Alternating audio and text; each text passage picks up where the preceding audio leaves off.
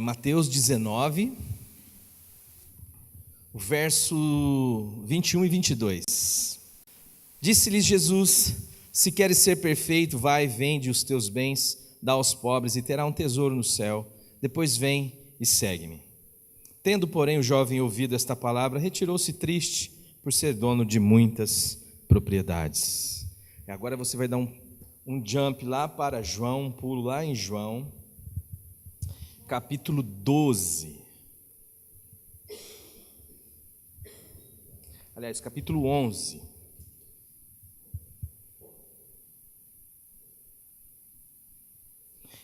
É um textinho longo, então eu queria que você prestasse atenção. Eu vou ler a partir do verso 11 também. João 11, 11. Isto dizia e depois lhes acrescentou: nosso amigo Lázaro adormeceu, mas vou para despertá-lo. Disseram-lhe, pois, os discípulos: Senhor, se dorme, estará salvo. Jesus, porém, falando com respeito à morte de Lázaro, mas eles supunham que estivesse falando do repouso do sono. Então Jesus lhes disse claramente: Lázaro morreu, e por vossa causa me alegro de que não estivesse lá, para que possais crer, mas vamos ter com ele. Então Tomé, chamado Dídimo, disse aos discípulos: vamos também nós para morrermos com ele? Eu quero agora que você pule e que você vá lá para o verso 24. Aliás, vamos partir um pouquinho antes aqui. Vamos do verso 20. Marta, quando soube que vinha Jesus, saiu a seu encontro. Maria, porém, ficou sentada em casa. Disse, pois, Marta a Jesus: Senhor, se estiveras aqui, não teria morrido o meu irmão. Mas também sei que, mesmo agora, tudo quanto pedires a Deus, Deus te concederá. Declarou Jesus: teu irmão há de ressurgir. Eu sei, replicou Marta, que ele há de ressurgir na ressurreição no último dia. Disse-lhe Jesus: eu sou a ressurreição e a vida. Quem crê em mim, ainda que morra, viverá. E todo o que vive e crê em mim não morrerá eternamente. Crês isto? Sim, Senhor, respondeu ela. Eu tenho crido que tu és o Cristo, o Filho do Deus que devia vir ao mundo. Tendo dito isto, retirou-se e chamou Maria, sua irmã, e disse-lhe em particular: o mestre chegou e te chama. Ela, ouvindo isso, levantou-se depressa e foi ter com ele, pois Jesus ainda não tinha entrado na aldeia, mas permanecia onde Marta se avistara com ele.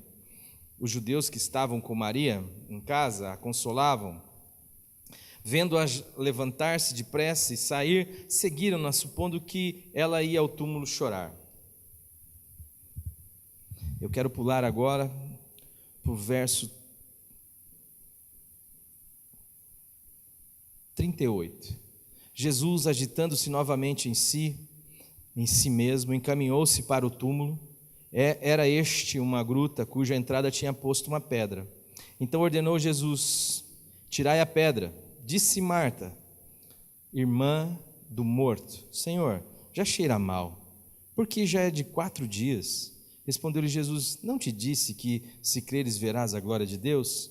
Tiraram então a pedra e Jesus, levantando os olhos para o céu, disse: Pai, graças te dou porque me ouves. Aliás, eu sabia que sempre me ouves, mas assim falei por causa da multidão presente, para que creiam que tu me enviastes. E tendo dito isto, chamou em alta voz: Lázaro, vem para fora. Saiu aquele que estivera morto, tendo os pés e as mãos ligados com as ataduras e o rosto envolto num lenço. Então lhe respondeu Jesus: desatai-o e deixai-o ir. Muitos, pois, dentre os judeus que tinham vindo visitar Maria, vendo o que fizera Jesus, creram nele. Outros, porém, foram ter com os fariseus e lhes contaram dos feitos que Jesus realizara. Santo Espírito, esta é a tua palavra e nós estamos aqui reunidos em nome do Senhor Jesus Cristo e pedimos que o Senhor fale com cada um de nós. Amém.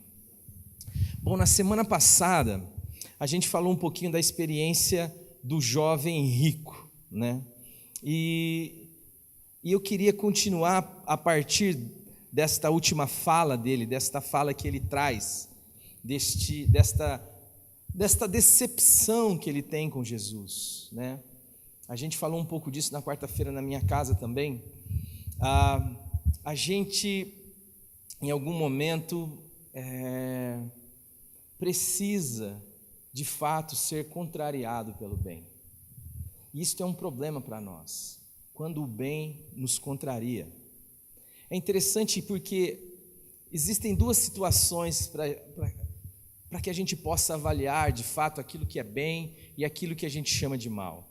Uma tem a ver com a objetividade do processo. A gente consegue identificar se uma coisa é ruim, ou se uma coisa é do bem, ou se alguma coisa é do mal, pela sua própria expressão. Então, se você está diante de um assassinato, de um roubo, se você está diante de um ato de corrupção, como a gente vive na nossa nação, você tem a condição objetiva de olhar e dizer, bom, isto é mal. E mesmo que Deus faça de algo ruim, algo bom, isto continua sendo mal. Então, você não tem como olhar para uma estrutura injusta e dizer assim, bom, isso aqui é bem. Aliás, a palavra de Deus vai dizer que o Senhor abomina isso, quando a gente chama o bem de mal ou o mal de bem. Mas existem outras situações na nossa vida, situações do dia a dia, que, pelo limite da nossa visão, gera no nosso coração uma série de incertezas. Se aquela atitude, aquele posicionamento, aquela escolha, aquele caminho que eu tomei, se ele vai redundar em bondade ou se ele vai redundar em algo ruim para mim. E isto gera insegurança, gera medo, gera ansiedade. A gente fica ansioso. É o tipo de situação assim, eu não sei se eu mudo de cidade, se eu fico na minha cidade, não sei se eu mudo de emprego, se não mudo de emprego, eu não sei se eu tomo esse caminho da direita, se eu tomo esse caminho da esquerda, eu não sei se eu paro, se eu corro. Essas coisas a gente fica sempre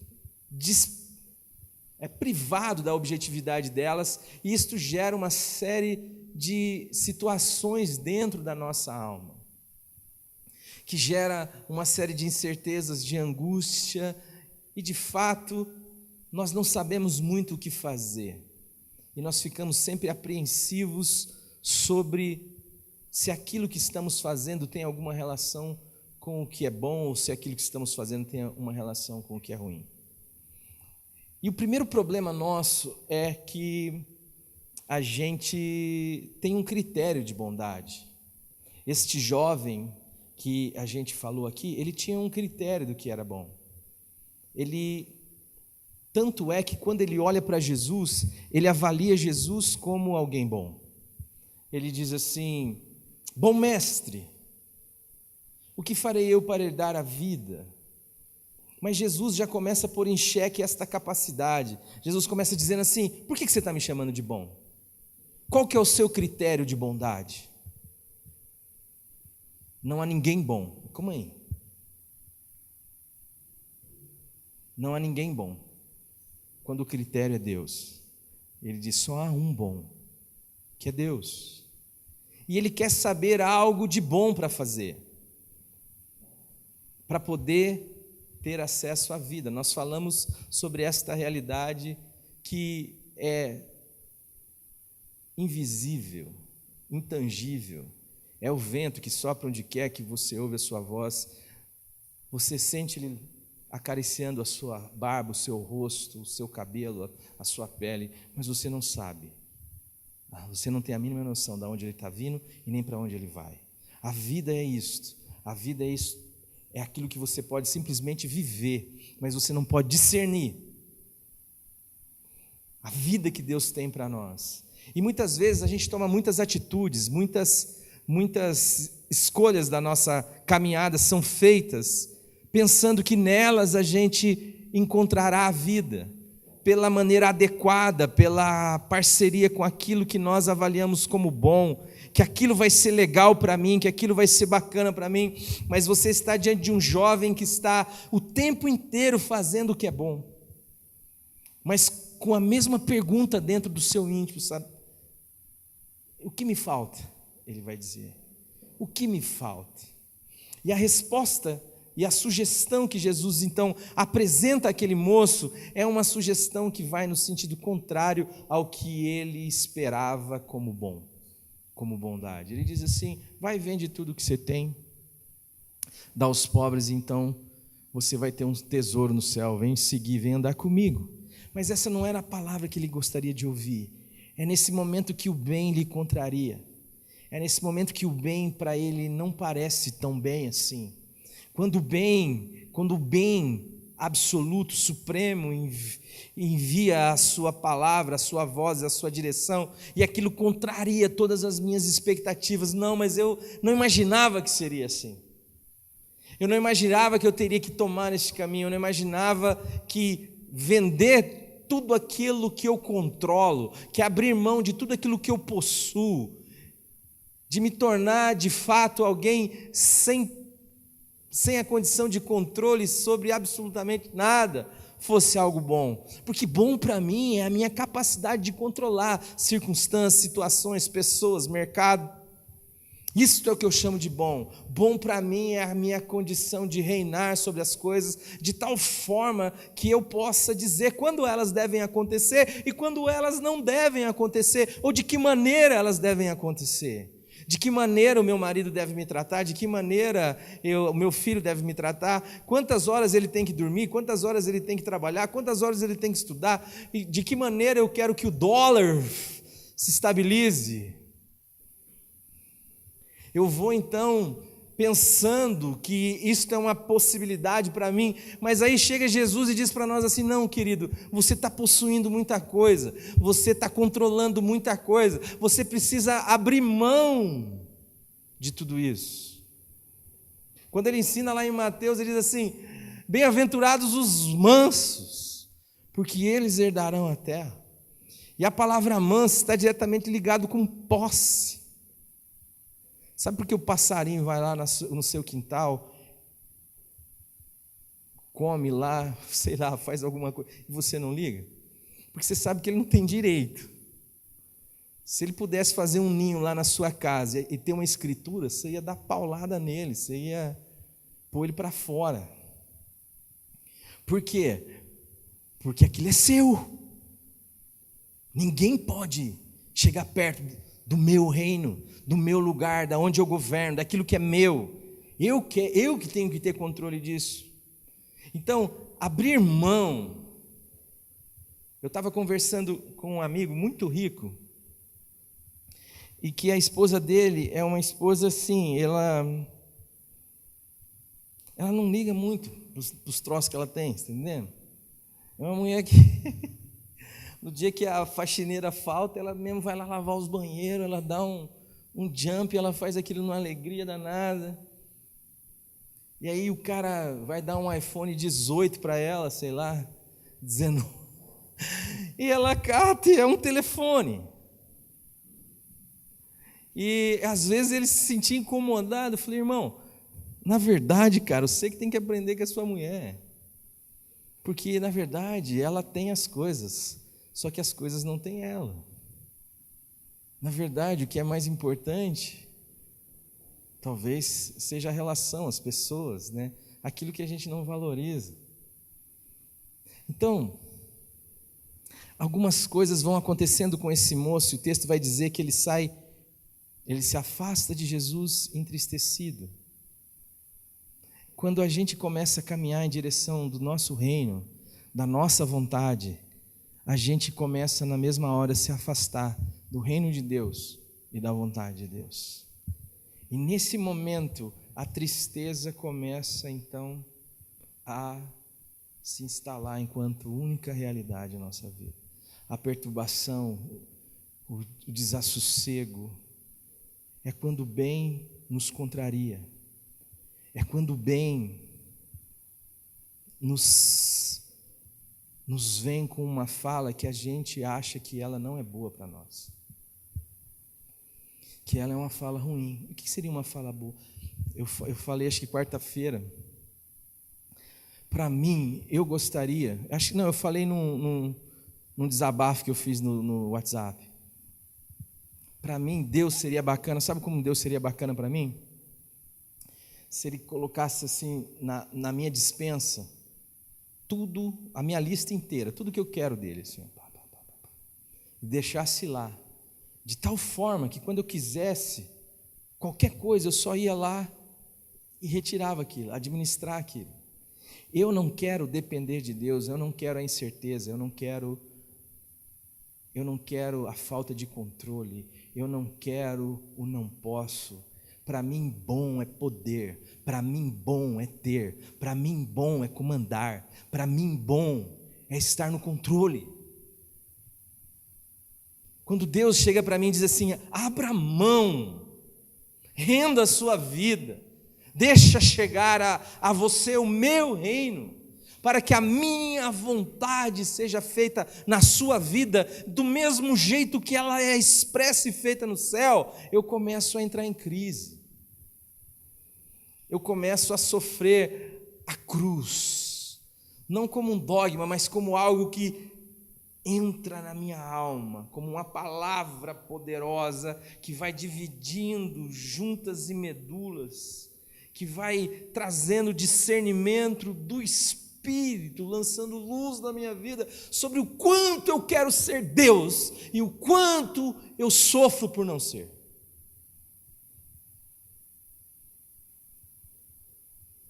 O quanto eu desconfio de Deus, mesmo que Deus nunca tenha falhado comigo. Jamais. Mas o tempo inteiro eu estou me protegendo de Deus, eu estou com um plano para a possibilidade de Deus falhar. E aqui nós temos a bondade de Jesus sendo expressa na vida de um grupo de pessoas que Ele amava profundamente. Era um grupo de pessoas, era Lázaro e suas duas irmãs. Lázaro era um homem muito rico, muito abastado, mas Lázaro adoece, e quando ele está adoecido, as suas irmãs mandam avisar Jesus sobre o fato de que Lázaro está doente. E ele, quando ouve isto, ele fica 4 dias sem se abalar, sem se mover do lugar. Quando ele discerne que Lázaro morreu, ele resolve avisar os seus amigos, os seus discípulos. Ele diz assim: viu, Lázaro dorme. Aí os caras falam: se dorme, está bem, está sossegado. Ele falou: ô juvenil, ô cambado, Lázaro morreu, cara. Joselito, Lázaro morreu, e eu me alegro, eu tenho uma profunda alegria com o fato de que Lázaro morreu, e vocês não estavam lá. Mas que maluquice é essa, bem? Jesus, o Filho de Deus, está dizendo que aquilo que nós chamamos de mal, com o fato da morte ter se instalado na vida de uma pessoa querida, Ele vai chamar isso de bem. Isso vai gerar alegria no coração de Jesus. Eu me alegro profundamente pelo fato de que a gente não estava lá ainda. Agora a gente vai para lá. Aí o cara fala: meu, você está de brincadeira, né? O pessoal lá não gosta da gente. O pessoal lá está querendo bater em nós. Nós vamos para lá para morrer? Ele falou: não, rapaziada, vamos lá. A segunda maneira de avaliar é: lá não é um bom lugar para nós. E Jesus está dizendo assim: não, lá é um bom lugar para nós. Você fala: rapaz do céu, esse Jesus, cara, ele não sabe nada do mundo aqui, cara. Quem sabe aqui sou eu, somos nós. Às vezes, nós vivemos as nossas vidas como se nós soubéssemos de tudo. Quando a gente chega para Deus e diz: Deus, age assim, faça assim na minha vida, que vai dar tudo certo. E o Senhor deve olhar para nós assim, deve falar: ai, que iludido, tadinha dela. Não, filho, se acontecer desse jeito aí, vai dar tudo errado. Mas você está olhando lá, rapaz, O cara está com uma febre danada, você precisa ir lá agora. É ambulância. Uau, uau, uau, uau, uau, uau. Não, ele não, vamos ficar aqui uns dias. Calma, gente. Relaxa. E aí ele fica lá um dia. E aí, vamos? Não, ainda não. Vamos ficar aqui de boa mais um pouco. Não, vamos agora. Não, calma. Morreu, vamos. Morreu, vamos. Senhor, o senhor está de brincadeira. Não, agora eu estou feliz. Agora eu estou alegre. E alegre porque vocês não estavam lá. Porque agora vocês vão poder testemunhar de algo. Agora o coração de vocês vão ser enriquecidos com uma experiência que vocês não teriam de outra forma. Não seria possível de outra forma. E aí ele chega lá, e a fala da moça, a irmã, a Marta, chega: Senhor, se o senhor estivesse aqui, né? Não, ele fala: não, fica tranquilo, Lázaro vai ressurgir. Ela fala: eu sei disso. Lá na ressurreição, no último dia, mãe, queria meu irmão aqui agora. Queria ele. Ele fala assim: mas eu não falei para você que se você crer, você vai ver a glória de Deus? Eu não falei que eu sou a ressurreição, que eu sou a vida? E aí, ele manda chamar Maria. E Maria vai lá correndo, e ela fala a mesma conversinha: ô Senhor, se o Senhor estivesse aqui. Percebe, gente, que a gente sabe como Deus tem que fazer com a nossa vida. A gente pensa que sabe, que a gente pode controlar as coisas, inclusive a agenda de Deus na nossa vida. Eu estou falando para vocês, amados, eu estou falando para mim. Esta espada corta dos dois lados. Ela penetra o meu coração. À medida que eu estou falando com vocês, o meu coração está sangrando, porque é assim mesmo que eu vivo muitas vezes a minha vida, tentando dizer a Deus o que é bom. E quando eu olho Ele descansando, Ele calado, Ele quieto, Ele sem se manifestar, eu me desespero. Hoje foi um dia de luta no meu quarto, de dizer assim: vem logo, venha já, venha. E eu olho na estrada, no horizonte, rapaz, e nada dele. Eu falo: cadê, cara? E daí quando ele chega, a gente vai falar como quem sabe, como quem já está desesperançado, porque o nosso Deus é um Deus atrasado. É um Deus que chega depois. Depois do quê? Depois da hora que eu marquei. Depois do momento que eu estabeleci. Existe uma coisa chamada Cronos, no grego, que tem a ver com esse tempo, tal como a gente conta. Sabe, um minutinho depois do outro, um segundinho depois do outro. Esse tempinho, este Cronos humano, da qual a gente vive escravo.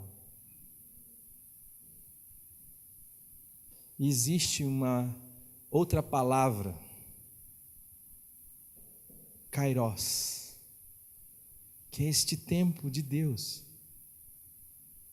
que é o tempo submetido a Deus. Eu sei a hora certa, é a hora adequada, é a hora que muitas vezes para você está atrasado, mas para Deus é exatamente aquele momento específico que Ele precisa chegar para que você possa crer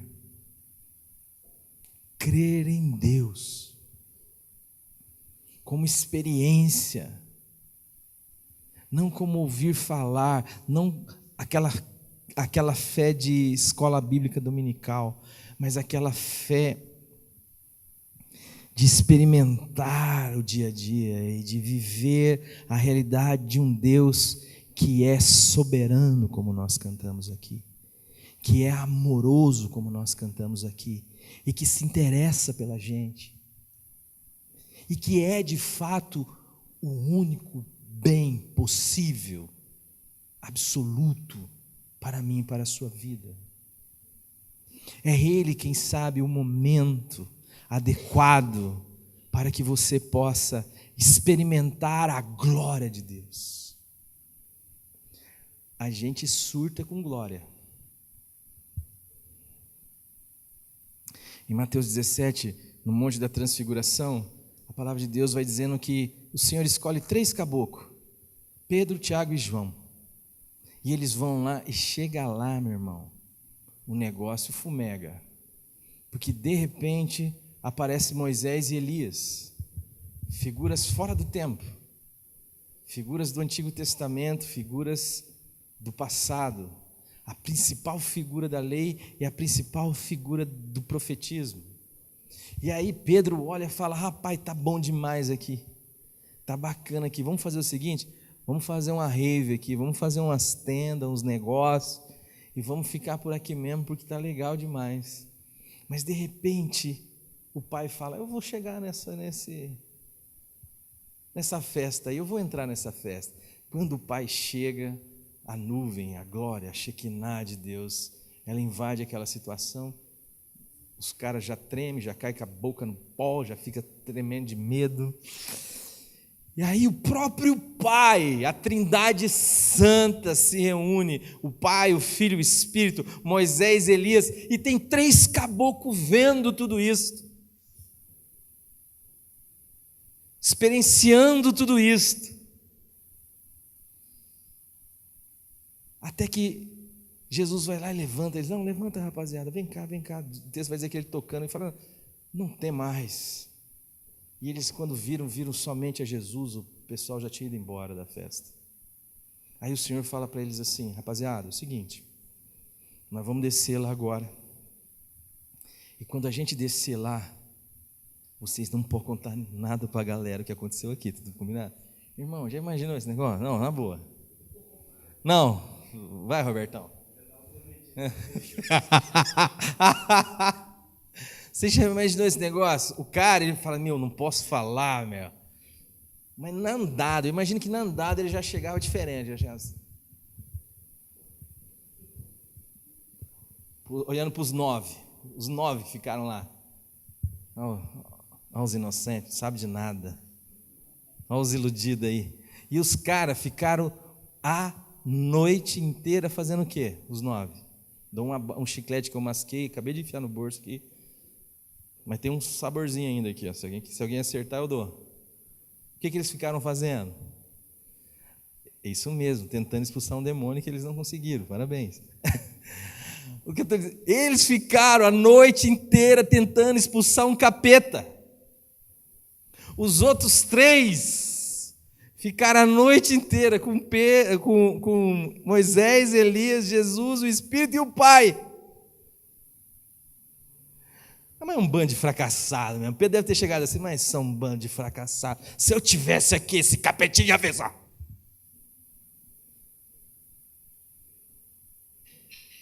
Mas sabe o que isso fala, amados? Que entre a glória de Deus sendo manifesta na nossa vida e a nossa saúde emocional e espiritual, a gente precisa de um demônio renitente no pé do morro. Para Deus te levar aonde Ele quer, Ele precisa mostrar você de onde você é. Senão você surta. Senão eu surto. A glória não surta.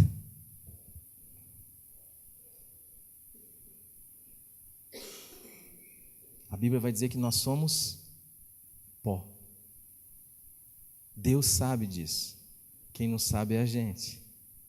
Se Deus manifesta a sua glória sobre nós de forma inegável, indiscutível. Pega João. Quem que era João? Discípulo amado.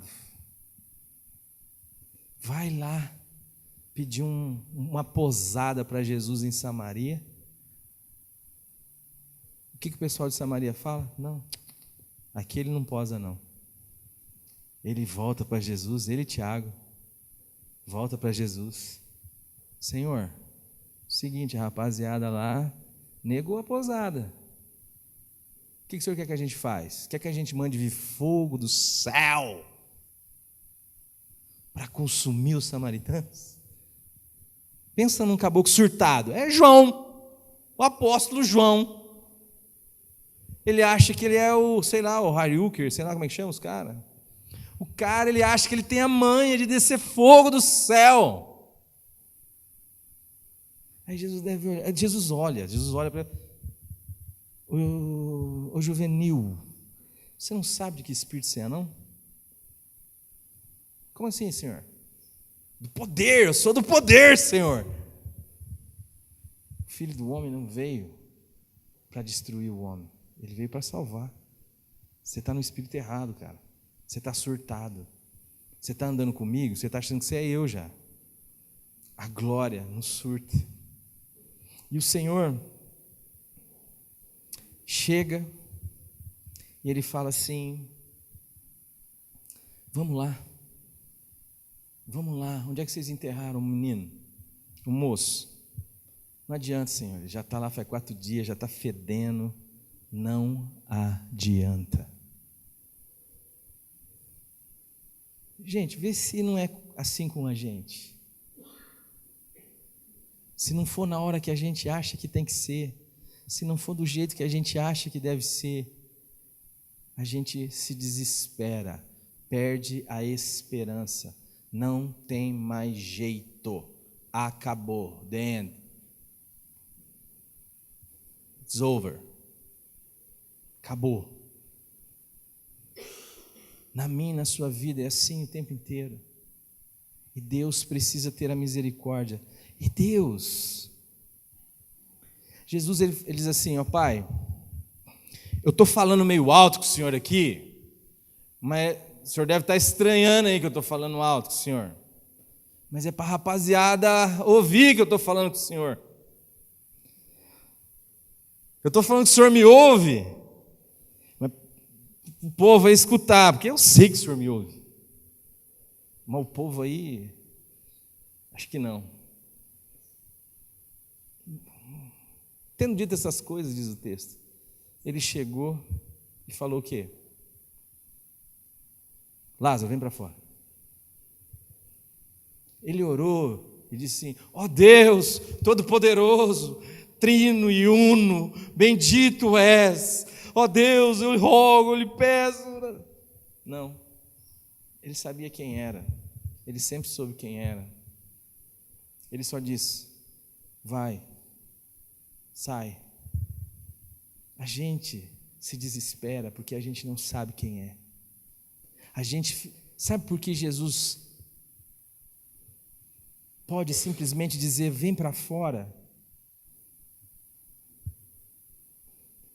Porque Jesus pode chegar na porta do túmulo da desesperança e da finitude absoluta e dizer: manifesta a vida, porque Ele sabe quem Ele é.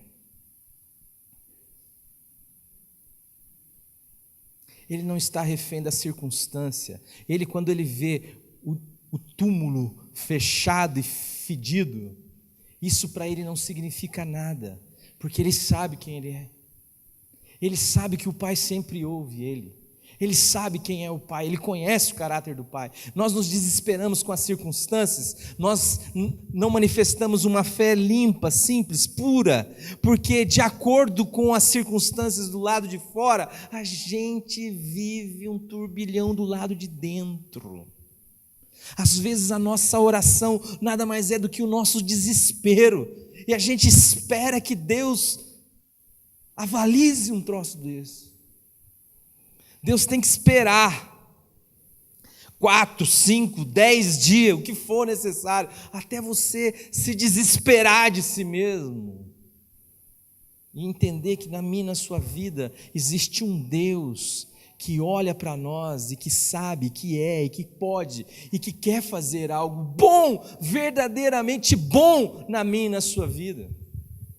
Agora, se a maré sobe, a gente fica feliz. Na hora que a maré abaixa, a gente fica triste. A gente fica o tempo inteiro refém das circunstâncias. E muitas vezes, contrariados com Deus, como se Deus fosse o errado e nós o certo. E o Senhor está falando: rapaz, você não entendeu ainda que eu amo você? Você não entendeu ainda que eu dei o meu próprio filho e eu não vou poupar absolutamente mais nada? Só que não dá para ceder aos seus caprichos, não dá para fazer das coisas do jeito que você quer, porque você não é Deus, você não tem condições de ver o que eu vejo, de saber o que eu sei. Eu sou o Deus Todo-Poderoso, não é você. Anda comigo, vamos andar junto, porque a partir disso eu vou gerar na sua vida uma experiência que nada vai apagar, vai ficar tão marcado na sua alma, de forma tão profunda, e eu vou usando dessas situações. É por isso que Jesus diz assim: eu me alegro por vocês não estarem lá, porque vocês vão ver a glória de Deus se manifestar, porque essa experiência vai impactar a vida de vocês, porque vocês vão ver do que Deus é capaz, você vai ver como Deus se importa. É por isso que quando Ele chora, depois se você ler o texto todo, o pessoal fala: nossa, como Ele amava.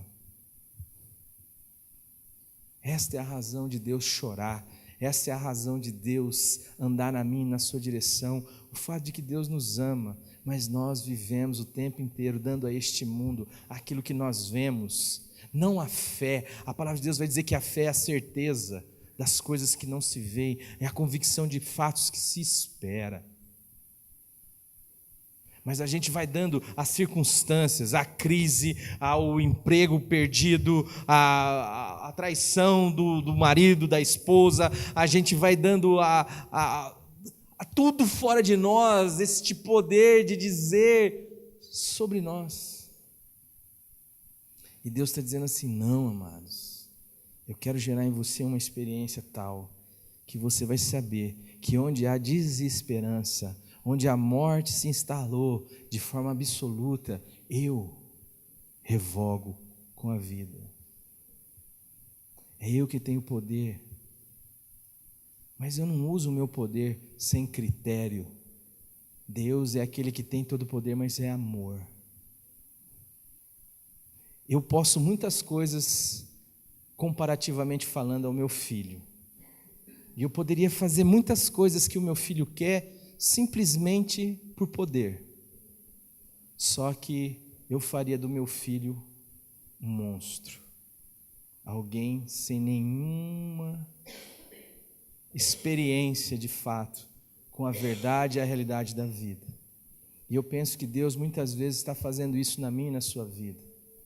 Nós estamos passando por situações, circunstâncias, momentos em que a gente está sendo privado muitas vezes da urgência de Deus, porque Ele quer esticar a sua alma, dilatar a sua consciência, o seu coração, para que você tenha uma experiência com Ele. É por isso que Ele não chega no primeiro, no segundo, no terceiro. É por isso que às vezes Ele chega no momento que você diz assim: viu, já acabou, não tem mais o que fazer. Porque Ele quer fazer de você a imagem e a semelhança do Filho dEle. Essa é a razão de ser cristão. Esta é a finalidade de ser cristão. Quando você lê lá Romanos 8, 29 e 30, ele vai dizer sobre isso, sobre esta vocação de ser exatamente como Jesus. Alguém que confia em Deus, que ama Deus e que sabe de Deus por experiência. Eu cheguei para o Senhor e disse assim para o Senhor, porque é interessante, eu estava falando com um casal de amados aqui, é interessante quando você lê o texto das Escrituras sem a experiência. Muitas vezes eu preguei textos que hoje eu passo por eles e os vejo diferente, por causa justamente da experiência. A gente lê o texto que diz assim, que Jesus curou 10 leprosos, e de repente um leproso volta lá para dizer assim: Senhor, valeu. E você passa 100 vezes por esse negócio, até o dia que você cura 10 leprosos, e um só volta para falar assim: ei, valeu. Você olha para Jesus no Getsemane, você olha para Jesus no momento do seu julgamento injusto, e você vê Ele calado, E aí você olha e fala assim, meu, por que Jesus não falou nada aqui, né, cara? Por que Jesus não deu uma tchuz aqui, um negócio, ele dá um, já era. Até o dia que você passa pela mesma coisa e você entende que não adianta falar nada. Que não adianta. É diferente, irmãos, quando nós temos a experiência da vida. E é essa experiência que o Senhor quer gerar em nós. É por isso que muitas vezes Ele nos contraria, porque Ele sabe de fato o que é bem, e Ele sabe de fato o que é bom. E Ele quer que eu e você aprendamos, pelo relacionamento e pela experiência, a confiar em Deus. A palavra de Deus vai dizer que Jesus Cristo aprendeu a obediência por meio das coisas que sofreu. Experiência. Deus não chega atrasado na vida de ninguém. Agora, Deus não está aqui para fazer o meu e o seu capricho, para corroborar com o meu ou o seu projeto de vida. Deus está aqui, nos redimindo, nos salvando, para fazer de gente a estatura de Jesus. Gente que confia em Deus, que sabe de onde é, que sabe para onde está indo, que sabe o que tem que fazer. A sua vocação é expressar Deus nesse mundo. É para que a maldade tenha um fim em você, e para que a bondade tenha em você uma continuação. É para que as pessoas possam olhar em você e verem Deus. O testemunho de Deus esteja presente na sua vida. Só que isso, amados, é o que acontece nesse núcleo. Depois que tudo isso aconteceu, a palavra de Deus vai dizer que alguns judeus que foram lá para ajudar Marta e Maria, para consolar Marta e Maria, vendo isto, creram, ficaram impactados, e alguns foram contar para os fariseus. Que tipo de experiência nós vamos ter como igreja, como pessoas com Deus? É isso que é fundamental. Não adianta você participar de algum grupo, fazer parte de uma denominação, não adianta absolutamente nada se você está fora deste discipulado da vida, se Deus serve para você, se Deus é meu, se Deus é para mim. Isto nunca foi nem será evangelho, porque o Deus revelado em Cristo Jesus não viveu para si, viveu para se dar, não viveu o seu projeto, viveu o projeto do Pai. Pelo contrário, ele diz, eu tenho um outro plano, Deus, se for possível, passa de mim esse cálice, mas fala o seguinte, seja feita a tua vontade, não a minha. Agora, igrejas, pessoas, reunião de pessoas cheias do Espírito Santo, andando no mesmo sentido de Jesus. Este é o desafio. E o sentido de Jesus é sempre o sentido da cruz, da entrega, da doação. Agora, auditórios lotados de gente dando bronca em Deus, dizendo, Senhor, o Senhor precisa fazer na hora que eu mandar, do jeito que eu quero. Afinal de contas, eu contribuo, eu ajudo, eu louvo, eu prego, eu recepciono, enfim. Deus não está para isso. Deus está para fazer de mim e de você uma pessoa melhor, uma pessoa mais parecida com Jesus. É por isso que muitas vezes o bem nos frustra, nos decepciona, porque Ele precisa tratar conosco, cuidar de nós, restaurar o nosso coração, dar a nós um caráter que o expresse, uma imagem que reflita Ele. Isto é Evangelho. Se não, amados, é só mais uma reunião. Amém? Vamos orar? Pai bendito, querido Deus, obrigado pela Tua palavra nesta noite. Nós queremos pedir que ela continue promovendo os seus efeitos em nós. O Senhor a enviou e ela deve cumprir o propósito pela qual o Senhor a enviou.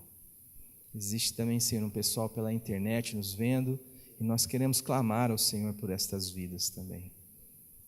Senhor, obrigado porque o Senhor nos frustra. Obrigado porque o Senhor não se move pelas circunstâncias do lado de fora. O Senhor não se apressa, mas o Senhor sempre chega na hora certa.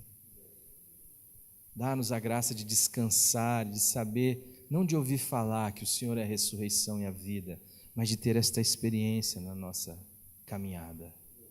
Abençoa, Senhor, cada um dos que aqui estão, cada família aqui representada, cada pessoa aqui, Senhor, possa ser uma testemunha viva de Jesus e do Teu Evangelho. Eu peço que o Senhor repreenda Satanás. Eu peço, Senhor, que o Senhor o impeça de arrancar dos corações a boa semente. Eu peço, Pai, que se tiver algum enfermo no nosso meio, o Senhor cure nesse momento para a Tua glória. E eu peço que o Senhor receba a honra e a glória por isso. Pai, nós Te louvamos por esta reunião e pedimos que o Senhor expanda o impacto, Senhor, da igreja nesta região. Que o Senhor levante homens e mulheres cheios do Teu Espírito Santo, trabalhadores, Senhor, para a Tua seara, para impactar, Senhor, esta região. E nós dispomos as nossas vidas em Tuas mãos para isto. Senhor, nós queremos Te louvar agora e Te bendizer e queremos Te agradecer por tudo que a gente ainda não entende, mas que um dia, Senhor, vai ser uma experiência preciosa daqueles que confiaram e viram que o Senhor é bom o tempo todo. É em nome de Jesus que nós oramos. Amém. Olá, queridos, terminou agora o nosso Estudo Bíblico na Palhana e eu estou aqui só para estender um convite a você, para você estar com a gente aqui no próximo domingo. Nós falamos hoje sobre João capítulo 11, a questão da ressurreição de Lázaro.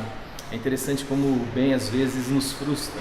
Nós achamos que sabemos o horário certo de Deus agir na nossa vida, mas de fato quem sabe é Ele, Às vezes o momento da desesperança é o momento melhor para Deus chegar. E Ele fala isso, inclusive, Jesus diz para os seus discípulos quando recebe a revelação de que Lázaro está morto: que bom que a gente não estava lá, e eu vou ficar feliz que agora vocês vão ter a experiência de ver manifesta a glória de Deus. Talvez na sua vida seja da mesma forma. Eu só quero convidar você a estar aqui no próximo domingo às 19 horas, Centro de Convenção do Hotel Londres Star. É pertinho aqui do Catuaí, do ladinho do Buffet Atlântico. Tá bom? Tem ônibus que para na frente, tem lugar para estacionar. Convide seus amigos, sua família. Se você mora aqui na região da Palhana, vem estar com a gente. Eu espero vocês. Estudo Bíblico na Palhana, todos os domingos às 19 horas. Até lá!